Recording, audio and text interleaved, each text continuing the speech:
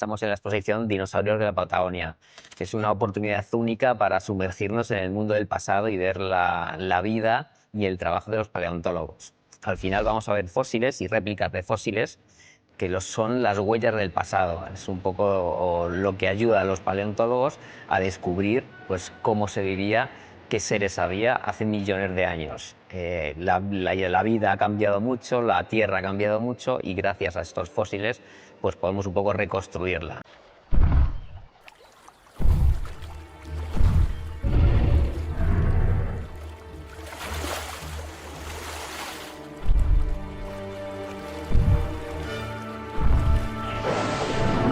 Lo que hace esta exposición única es que muchas veces en el imaginario colectivo tenemos a los dinosaurios de Parque Jurásico, que son dinosaurios de Norteamérica, pero había dinosaurios en todo el planeta. Tenemos dinosaurios en España, había en Mongolia, y estos dinosaurios que son de la Patagonia pues no son tan conocidos y tienen características muy peculiares, entre otras el tamaño. Por una serie de características y tiene un tamaño muy grande, un gigantismo brutal en muchas especies, tanto en los grandes herbívoros como en los grandes carnívoros, lo que también nos va a hacer comprender la variedad de individuos, de dinosaurios que vivieron durante más de 250 millones de años.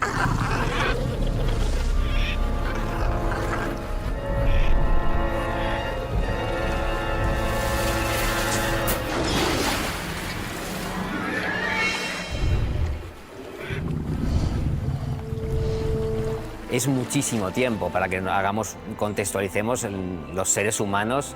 Desde que estamos más o menos evolucionados llevamos 200.000 años. Si comparas 200.000 años con 250 millones de años, pues ahí se ve un poco la diferencia. Y es tanto tiempo que ni siquiera la Tierra ha permanecido igual. Desde que aparecieron los dinosaurios hasta que se extinguieron, la Tierra cambió totalmente. Al principio estaban todos los continentes unidos, un gran continente que se llamaba Pangea, y ya cuando se extinguieron sí que se podían distinguir los continentes tal y como los conocemos hoy.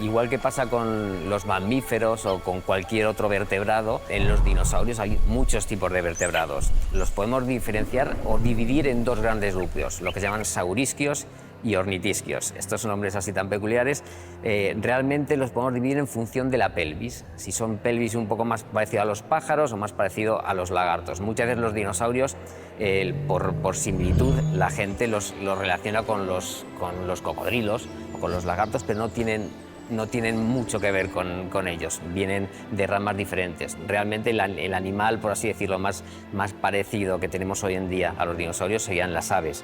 De hecho, las aves son los que sobrevivieron a los dinosaurios. De hecho, no se extinguieron porque sobrevivieron estas aves. Y aquí, con estas diferencias anatómicas, podemos ver realmente que como hay muchos que tienen la pelvis muy parecida a las aves actuales.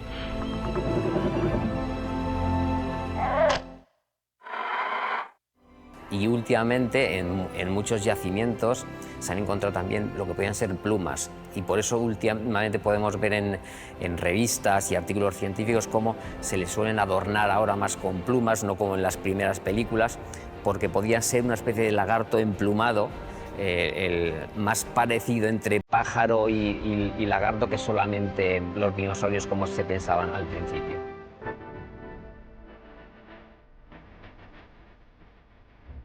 Esta exposición también nos da la oportunidad un poco de convertirnos en científicos, en paleontólogos, porque nos está mostrando los fósiles que se encontraron dispuestos ya en su posición original, como se cree que podían estar montados, pero hay muchas cosas que todavía no se saben. Aquí podéis ver el Amargasaurus, que tenía como unas espinas que salían de la columna, unas espinas dobles, que todavía no se sabe para qué podían servir. En un principio se pensaba que podían ser defensivas, como una especie de coraza, pero luego se ha visto que no por su dureza.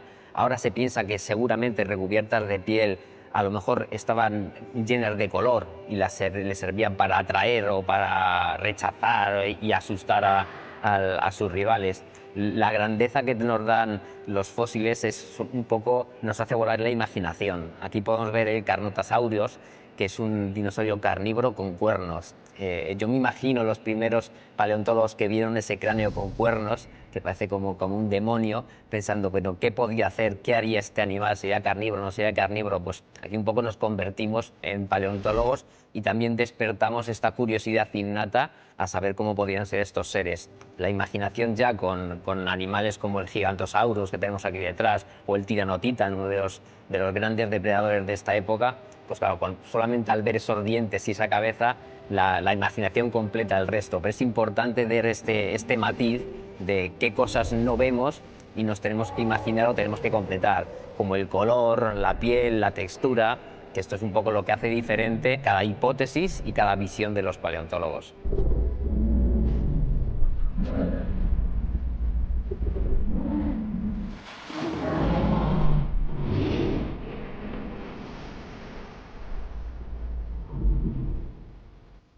Aquí lo que tengo detrás es una de las piezas más importantes de la exposición, que es el fémur de Patagotitan. Además nos podemos imaginar como los paleontólogos que lo que sobresalía de la tierra era la cabeza del fémur. Parecía más un huevo que un hueso. Y luego excavando, vieron un poco la magnitud del hueso y así pudieron luego ya imaginarse que era de un dinosaurio muy poderoso, del que luego fue pues, el animal terrestre más grande que haya existido. En el 2012 empezamos a excavar lo que terminó siendo uno de los dinosaurios más grandes del cual tenemos registro, que es Patagotitan mayor, un dinosaurio que habría pesado unos 70.000 kilos, lo cual son unos 15 elefantes juntos, y habría llegado a los 40 metros de largo.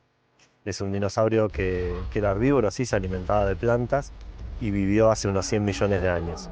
Cuando encontramos Patagotitan tenemos representado prácticamente todo el cuerpo y nos permitió avanzar en poco tiempo muchísimo en cuanto a cuestiones evolutivas de estos animales gigantes, y hoy, por ejemplo, sabemos que era un grupo de animales que experimentaron un gigantismo extremo que empezó hace 100 millones de años y perduró hasta hace aproximadamente unos 70 millones de años, y que es un grupo que únicamente hasta el momento lo tenemos registrado en Patagonia. Se cree que incluso es el máximo de tamaño y de peso que un animal puede tener. Tenía muchas adaptaciones pensadas solamente para poder vivir fuera del agua un animal tan grande, desde huesos donde tenían como huecos de aire para que pesaran menos, un animal que podía crecer muchísimo. Pensar que aquí tenemos un animal de 40 metros de longitud, pero que sale de un huevo que es más o menos como un balón de rugby, y en muy poco tiempo crecían muchísimo. Es una de sus características para poder sobrevivir, es crecer mucho simplemente siendo herbívoro. Toda una maquinaria perfecta para poder dar vida a este gran animal, que con ese tamaño era realmente un animal casi indestructible.